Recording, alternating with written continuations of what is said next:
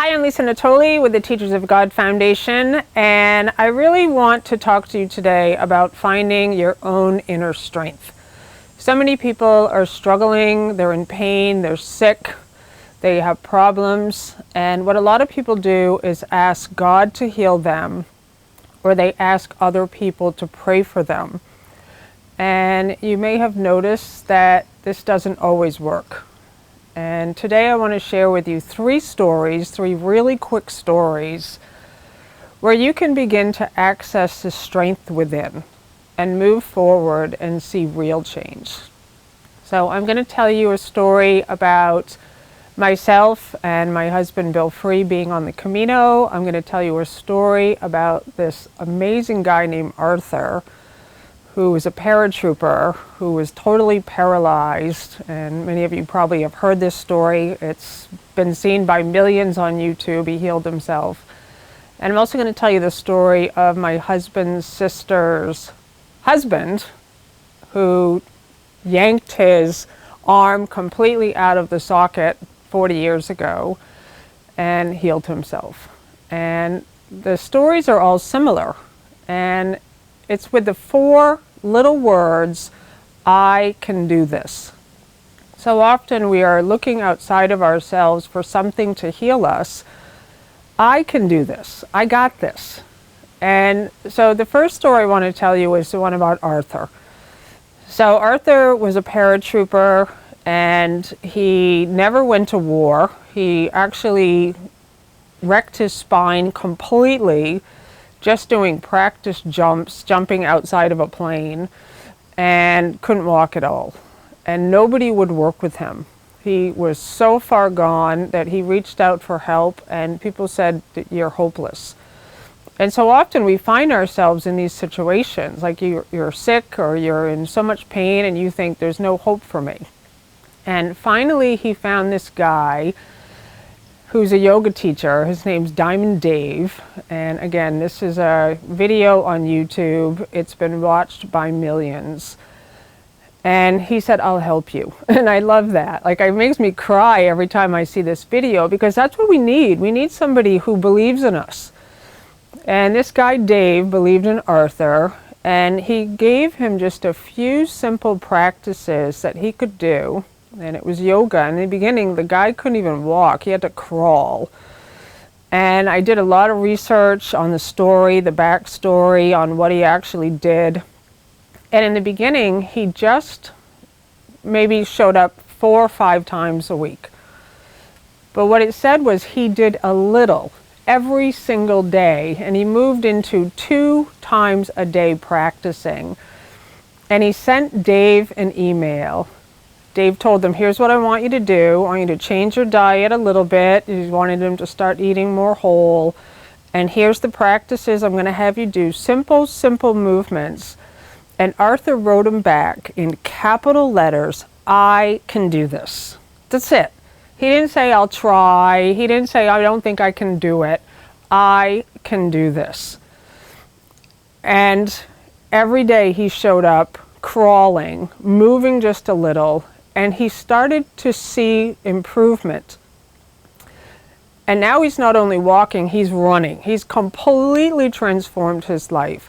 So that's the first story I want to tell you. And so often I hear people who just are waiting for a miracle. And I'm always saying, do A Course in Miracles, commit to the workbook lessons, buy a copy of the book. It looks like this. Do what it says every damn day. Don't miss a day. Don't say I'll try. Don't say maybe. Say I can do this. And it's a 1-year training program. And you will absolutely transform your life. And so for me, the second story I wanted to share with you was being on the Camino. I recently went with 21 of my friends and my husband, Bill Free, and we walked from Portugal to Spain, the Camino de Santiago, 150 miles in approximately 10 days. And there were days I didn't want to do it. It was raining, it was cold, and I was like, I can do this. And this is to me what the transformation is. Like, so often people have spiritualized it and is waiting for some miraculous event to happen. And you recognize that it's just a movement in your mind. It's a shift from being a body in the excuses to coming back into the center, and you will feel the strength of it. And on that trip, my husband, on the night before we were going to begin, slipped down these stairs. It had been raining and the stairs were super slippery. He slipped down these stairs. I was behind him and I watched his leg go completely behind his body. And it was like, oh no. And he was in so much pain. I actually thought he wrecked his leg because I'd never seen a leg go that far behind a body like that. And Bill has this awesome practice of just sitting still, like accessing that quiet. And he sat on the steps. I'm freaking out. Like, what do we do? You want me to call a cab? Do you want us to get you to the hospital? And Bill has this practice of just stillness. And I said, what can I do? And he said, make the pain go away. I'm like, okay, what else? But he sat there long enough and he said, I'm okay. Like, I'm okay. The Spirit, the Christ is fine. He's fine.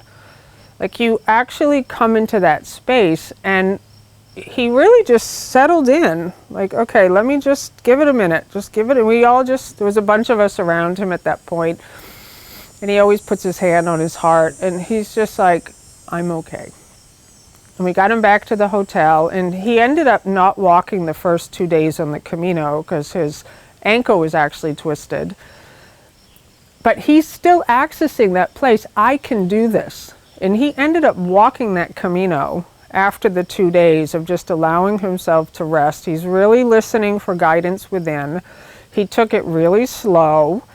And that's what I wanted to offer here, is like to stop with the excuses and to instead really step into all things are possible. And that's really available to you in every single moment. I can do this, whether it's baby steps. And the final story I just wanted to tell you, because I love these stories. And the reason I'm offering you these ones is because they all happened in different ways. Some of them happened through the mind training of A Course in Miracles. Some of them happened through yoga. Some of them happened just from a commitment. It's all the same underlying thing, though, of coming within and recognizing all things are possible. So my husband Bill's sister's husband, Brad, when he was 20, was on a bull, doing bull riding in Texas. And whatever happened, his arm pulled out of the socket, completely yanked his arm out. And when they got him to the hospital, they wanted to chop the arm off because it was totally useless. And Brad begged them, please no, just sew it on. He just wanted the arm, sew it on. And so they did that. They sewed it on. It was totally useless, no life in it whatsoever. And Brad told us the story now. It's 40 years later. He has full movement of this arm. And it was like, what did you do? And he said, I don't know. I just suddenly realized that I could start to he used a little rubber ball. And he said at first there was no feeling at all. He put this ball in his hand. And he realized after a while he could squeeze a little.